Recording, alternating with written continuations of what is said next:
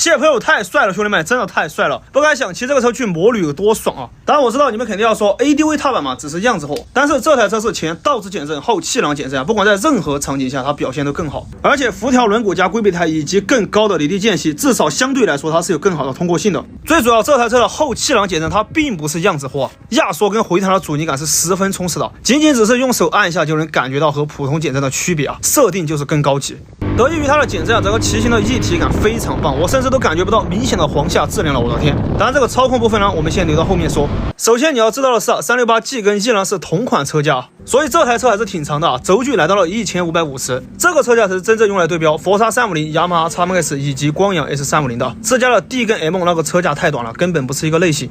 那么自然而然的，这台车的座舱空间呢，也是跟 E 一样大啊，真的特别大，放全灰是完全没有问题的。这在网上早就有人给大家测试过了，我就不多赘述了这个方面。不过前置储物空间呢，只有左边有一个封闭式的，而且入口还比较窄，只有50%的空间，但还是比较深的啊。把手机跟2万毫安的充电宝塞进去是绰绰有余。然后这里呢，也是有一个 USB 口以及 C 口的充电口啊，并且它外面都还有充电口啊，你后面要加装什么东西供电的话会比较方便。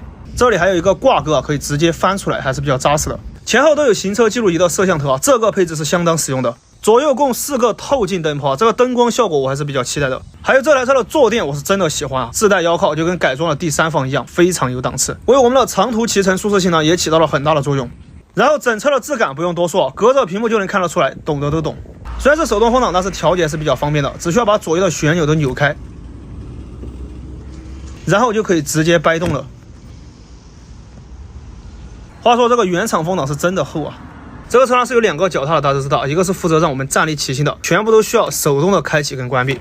这个站立骑行的设定呢，真的非常有意义啊！有了这个之后，我们站起来骑车可以很好的去控车啊，不用再那么累了。再看一下它的坐高，这是一款矮版的，然后这位老铁的身高呢是178啊，其实也还好了。我170骑上去的话呢，感觉跟自家的 M 是差不多的啊。虽然说不是特别的轻松，但是至少两边的脚都有一个比较明显的着力点。那如果你身高175以下，我觉得就不要考虑高版了，就买矮版的。然后这个脚踏是一个高版的，坐在上面能够明显感觉到腿部有点顶啊，不够舒展，就像蜷缩在上面一样。不过以后它只有矮版的脚踏，没有高版的，应该会好不少。话说这台车的边撑是真的难打，太难受了，它刚好被这个站立脚踏给挡住了。我每次都是下车之后再打边撑，坐在上面根本没法打的。这车的动力是真的爽啊！要知道我平时骑的都是800K， 切换到这个车子上面来呢，依然可以让我感觉到很爽快。深色老粉都知道，它的动力呢就是介于350M 和368M 之间的。当然新来的朋友可能之前骑的都是小排量的车友啊，对这个动力程度呢没什么概念。这个怎么说呢？还是只有亲身体会一下才知道有多爽。发动机运营品质，说实话，从初代310极其糟糕的电转感到现在的368，真的已经优化了很多了。没有明显的震动，运转起来呢也比较顺畅啊，几乎大部分人都是可以接受的。当然你想要日系那种极其绵密的精密感呢，它可能还是差点。发动机运转起来呢还是有点动静的啊，这个跟它的高压缩比也是有一定关系的。当然我个人更喜欢这种动力爽飞的感觉。操控部分呢，也是我对这台车最喜欢的一个地方，它是有点超出我的期待啊。像之前 E 的外观我一直不太喜欢，所以都没好好试过。其实这个车架它的一个重心分配更加的均匀，重心也明显更低啊。像很多骑 M 骑 D 的车友，感觉重心比较高，车子高速不太稳定，导致自己不敢做一些操作。那你骑这个车绝对不会让你失望，非常的稳重，安全感十足，下倾角完全不会害怕的，就像有一种无形的力量在支撑着你。虽然从物理特性上来说 ，D 跟 M 的短轴距确实可以让操控更运动，但从实际的操控感受上来说呢 ，E 跟 G 的这个车架更舒服啊，更容易上手，大家能明白吧？而且最要命的是 G 的减震还更运动，它在铺装路的表现是很好的，再加上它的动力啊，所以一整个下午我都感觉自己是在骑一个钢炮车型，完全察觉不到它是一个长轴距的大踏板。总结这台车的操控呢，更适合大部分的车友。原厂搭配的正新 SC11 龟背胎，抓地力还可以啊，你别说。当然这个跟它的减震支撑性绝对是功不可没。加大了刹车盘，相较于上一代，它的制动性能提升还是比较明显的。之前试驾 368M 的时候我就说过了，它竟然是有一种撞墙感的，而且这个刹车飞机音真的太好听了。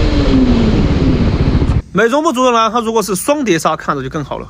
G 这台车呢，就是妥妥的6边形战士啊。其实在发布的时候我就能够感觉到，现在骑完之后更加确信我的这种想法。首先是跑山走街的操控很棒啊，最主要是大部分人更好上手。矮版的倾角度还是比较大的，今天一直都还没有磨到过它的大撑。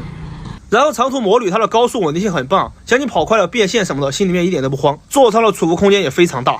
而且整车配置基本上给大家拉满了，原厂就有护杠跟射灯，还有店家的手把，这个都忘了说啊，在冬天你就知道有多香了。然后市区的话，只要不是堵得你只能蠕动模式骑行，那还是很爽的。然后最主要是这个车确实太帅了，真的太帅了，骑在街上那回头率是吧，想一下都爽。明明跟 E 是同款车架同款发动机啊，哎，反正颜值真的太重要了。